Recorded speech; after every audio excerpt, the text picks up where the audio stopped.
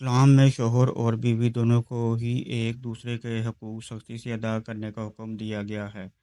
لیکن زیادہ تر گھروں میں کہیں شوہر بیوی کے حقوق پورے نہیں کر رہا اور کہیں بیوی شوہر کی اطاعت نہیں کر رہی۔ آقا انعامدار فخر دو جہاں حضرت محمد صلی اللہ علیہ وآلہ وسلم نے فرمایا، جو عورت اس حال میں فوت ہوئی کہ اس کو شوہر اس سے راضی ہو،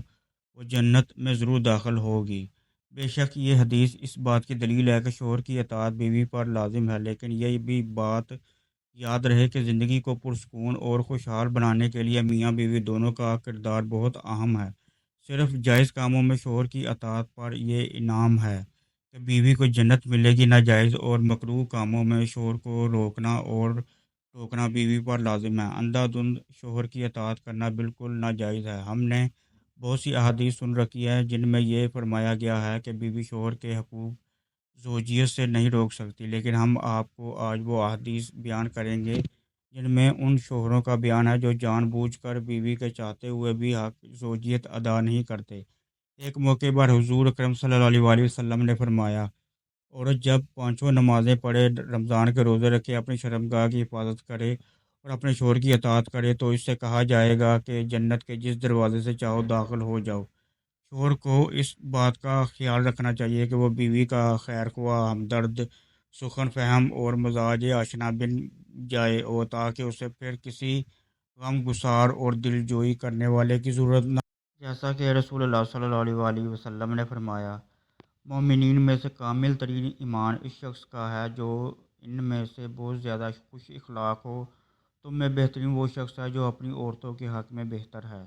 اسی طرح قرآن کریم میں اللہ پاک فرماتا ہے، اور عورتوں کے ساتھ خوبی کے ساتھ گزران کرو، اور اگر وہ تم کو ناپسند ہوں تو ممکن ہے کہ تم ایک شے کو ناپسند کرو اور اللہ تعالیٰ اس کے اندر کوئی بڑی منفعت رکھ دے۔ نبی کریم صلی اللہ علیہ وآلہ وسلم نے فرمایا، تم میں سب سے بہترین وہ ہے جو اپنے گھر والوں کے لیے اچھا ہے،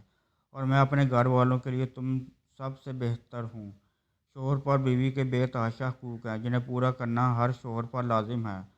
اور اسی طرح اگر بیوی کا حق ادا کرنے کا دل نہ کرے تو یہ شوہر کے لیے جائز نہیں کہ وہ ہم بستری کو ہی ترک کر دے، بلکہ یہ گناہ ہے۔ حضرت ابو ہریرہ رضی اللہ تعالیٰ عنہ سے مروی ہے کہ رسول اللہ صلی اللہ علیہ وآلہ وسلم نے فرمایا، عورت میں جنسی خواہشات مرد کی جنسی خواہشات کی نسبت زیادہ ہے، مگر اللہ تعالیٰ نے عورت کو مرد کی نسبت زیادہ شرم و حیا والا پیدا کیا ہے۔ عورت کو اپنی شرمگاہ کی حفاظت کرنا اس کی فطرت میں شامل ہے۔ اسی طرح اگر شوہر تمام حقوق پورے کرتا ہے اور پھر بیوی کو بستر پر بلاتا ہے تو بیوی کو ہرگز انکار نہیں کرنا چاہیے، جیسا کہ پیارے آقا صلی اللہ علیہ وآلہ وسلم نے فرمایا، جب شوہر بیوی کو اپنی حاجت کے لیے بلائے تو فوراً اس کے پاس جائے، اگرچہ تنور پر ہی کیوں نہ کھڑی ہو۔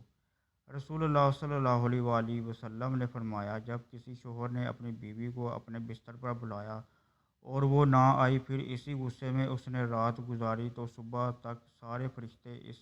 عورت پر لعنت کرتے رہتے ہیں۔ حضرت ابو ہریرہ رضی اللہ تعالیٰ عنہ سے مروی ہے کہ اللہ تعالیٰ